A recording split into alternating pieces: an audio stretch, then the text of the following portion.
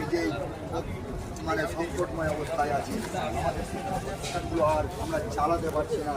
যে শিক্ষা প্রতিষ্ঠানগুলো হয়ে যাচ্ছে, কিন্তু মাননীয় মাথায় কোনো করছে না। যাই হোক, আমরা সারা পশ্চিমবঙ্গ থেকে যে 100 প্রায় মোটামুটি এখানে 500-র উপরে টিচার আছে, কিন্তু 100 টিচার ব্লাড ডোনেট করছি আমরা। আমাদের দেখুন গাড়ি চলে এসছে।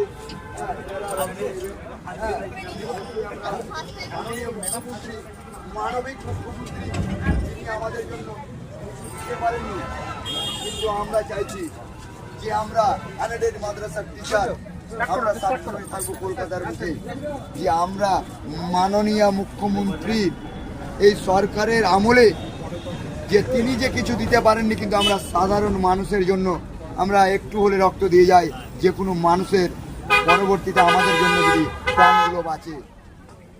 আমরা অনেক দিন ধরে অবস্থান বিক্ষোভ করছি।